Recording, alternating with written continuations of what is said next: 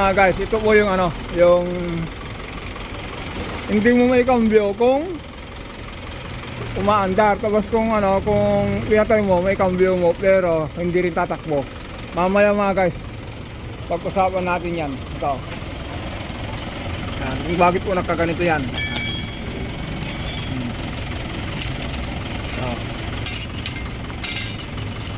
Clutch lining, clutch pressure plate, ang mga component yan, mamaya yan pag-usapan natin to.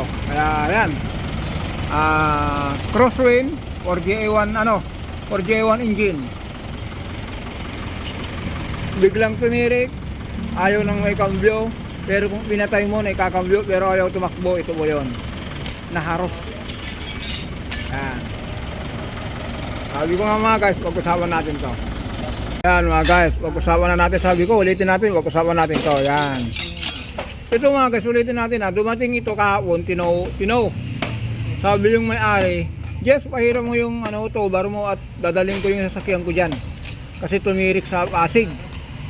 Umi-start daw, ayaw may cambio. Pero kung ano, kung nakahinto, i-cambio mo, naikakambyo siya, naisisip mo siya, pero ayaw tumakbo. Ito yung mga dahilan mga guys. Umiikot na lang po ito. Yan. Bakit po na kaya nakaganito mga guys? Yan, ayan ang magandang usapan eh. parang ang galing natin ano. Alam nyo mga guys kung bakit nakaganito? Iwasan nyo po yung nagpapakadyot. Halimbawa po, lobat po kayo. O baka sa isang buwan, ilang beses ka nagpakadyot. Minsan naka-on yung susi yun, nanonood kayo ng ano, ng kung yung unit nyo may TV, nakapatay yung makina, nanonood kayo ng TV, kung naka-music kayo. Ngayon, kung ayaw na pong umandar, ipapakadyot nyo na lang. Ito po yun. Pangalawa po mga guys, yung naglalaro ng clutch. Yung binibitawan mo yung clutch ng bigla, ginagawa mo parang pang drag race. Ito po yun. Ito rin ang dahilan yan. Naharos yan. Kasi ito yung mga guys, ang nangyayari po dito, ito po, kung binigla mong pinigal yung silinyador, iikot po ito, iikot na ganyan, iikot na ganyan. Ito po yun, naharos yung ano, alam nyo po, merong ano to, meron rivets po yan. Yan, ito po yun oh. Yan, ganyan po yan. Ang nangyari po, kung binibira nyo yung silinyador, ito po, nakalagay sa shafting. Yolo, kunin mo yun yung panentro natin para maliwanag natin ng walang kakwenta-kwenta itong maliwanag natin. Yung ilang sentro nyo? Yung ilang sentro? Yan. Ayun. Ito yung mga guys, dito nakakabit po niyan. Yan, ganyan yan. Ngayon mga guys, ito po yung yan. Kung binira nyo yung, ano, yung makina, iikot po ito. Itong component na to. Ito po sa transmission. Ito na yung pupunta sa propeller. Diretso hanggang propeller na to. Main shaft. Ngayon mga guys, kung maganda yung ano nyo, yung clutch, itong ano, ito original po kasi. Kung binigla yung inapakan, yung gas na hindi kayo malalay ng clutch, mapuputol dito, mapuputol yung ano niya, yung rivets. Ito. Yan. Diba ang sinabi ko kanina, una, yung kadyot. Kasi kung kinadyot yung mga guys, diba po, tinapakan nyo yung ano, yung clutch, tulak, sabay bitaw ng ano, ng clutch. Ito rin po yun ang nagtatrabaho. Kasi po, para po umikot yung ano, yung makakaroon ng ano, ng start, parang nagpreno po kayo, yung bigla nyo pong ginamit yung pangpreno ito. Tumatakbo ng ka-freewheeling, bigla nyo bibitawan yung clutch. Ito po yun, ito rin ang dahilan po niyan, kaya nasisira po yung clutch lining natin. Yan. Pangalawa mga guys, ulitin natin. Ang una, yung kinakadyot yung sasakyan. Pangalawa, yung pinaglalaroan yung clutch. So kaya minsan noon mga guys, kung nako-overload po kayo, kayang-kaya ng makina, pero yung component na to sumusurrender. Ito ang dahilan po niyan. O, di ba? Kaya hindi ko po pinakita mga guys, dahil yung sasakyan na yon,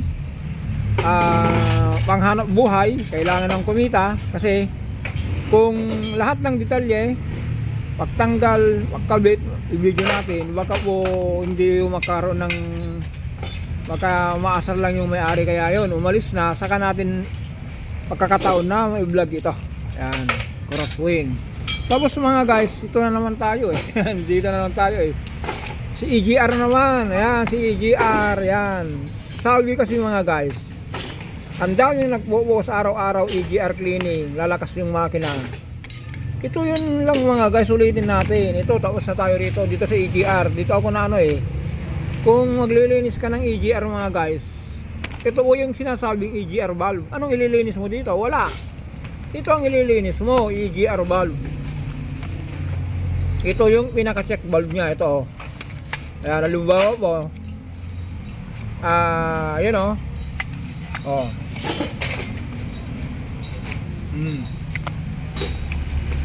Oh, cross open lang po niyan. Ang trabaho nito, cross open lang po. Ang nagpapatrabaho dito, ito yung EGR valve. Kaya kung sinabi ng mekaniko, under power ako, low power ako. Kung sinabi ng mekaniko, ilinis natin yung EGR mo, sir. Oh. Ito ang EGR valve. Ito po, ito yung EGR check valve niya. Ito yung EGR valve. Yung motor. Kaya kung ano po, kung mapapansin niyo po, yung mga naglilinis ng EGR, yung mga iba po, kinukot-kot lang po ito. Kinukot-kot lang, tinatanggal yung ganyan, no? Di ba makita, malinis na. Pero pala mga guys, kahit nagpalit ka na naglinis ka ng ganito, kung ito lang bumigay, ano na po, useless po yung pagpapalinis nyo. Kung meron kayong budget, sabi nga po, yung buhay nito, nagdidepende po kung gaano siya nagtrabaho. Halimbawa, ang trabaho nito 1,000 times sa isang taon. Kung hanggang dun lang, bibigay na po yun. Halimbawa, sa 5 taon, ngayon lang na, halimbawa, palagay natin, ang ano nito, yung cross open niya, 1,000 times. Kasi ano po ito eh, solenoid po ito eh, meron pong wiring sa loob eh. Ngayon po, habang ano po, tumatagal po ito, nasisira. Hindi po dahil lang dito sa EGR na to, itong napupuno ng carbon. Yan lang po yun oh. Napakalambot. Kaya nga itulak ng lalaki oh. Yun lang po. Kung kung underpower po kayo, ang una nyong gagawin po mga guys, palit kayo ng fuel filter, air cleaner, change oil. Kung meron po kayong palinis nyo lang po yan. Pero huwag nyo pong pagbentahan na EGR agad. Kasi po, maraming naloloko sa EGR. Ito ang EGR valve. Hindi po linilinis to. Ito ang linilinis. Ito. Yan. Ngayon mga guys, haluan uli natin ng tapos na tayo sa EGR. Sa turbo. Sa ginagawa nating turbo, katulad yung nailive ko kanina, yung Toyota saka yung Hi-Ace, ulitin natin yung mga nakaturbo niya, Montero, lahat-lahat, Montero, Innova, Hilux. Kung nagpapatakbo po kayo galing kayo sa long drive, huwag niyong papatin agad yung makina nyo. Lagyan nyo unang ng 3 to 5 minutes idling before stop engine. Yan. Kaya mangyayari nito mga guys, kung makakaproblema, puputol ito. Yan, natulan nito 1, 2, 3. Puro ito mga guys ha. Yan, 3, 4. Diba? Kaya ulitin natin mga guys, sa EGR, kung low power po kayo, hanggat maaari po, i-maintain nyo yung fuel filter, air cleaner, tune up. Huwag yung EGR. Kasi po, pagka puro kayo EGR, mamaya yung mga tornilyo na yan, ulo lost thread na po yan. Okay?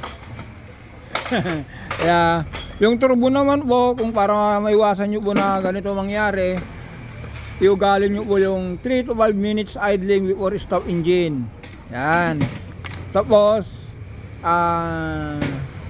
yung change oil pa rin. Kasi po, kung ang turbo po, hindi magandang ang supply ng langis, i-stack up po yan magaspang po yung yung langis na yan, hindi na masusupply na maayos, lalawlaw yung bushing na to. Ito, Dito nakakabit. Diyan. Ang kalabasan niya unyan. Anong kalabasan? Lalawlaw, putol uli kasi sasayad na po ito. Okay. Sa mga video ko po, pagyamanan sa mga nagbubuyayo. Hanyo lat akan, no adatan nyo, subscribe nyo latan, o no share. Kot na maamuan na dito tuma, na gijay mabiktima tikwa, EGR cleaning. Okay. EGR cleaning, pinaliwanag ko na po dyan. Turbo, andyan na rin po yan. Saka kung paano po nasira yan. Okay, bye bye. Don't forget to subscribe, like and share. Maraming salamat.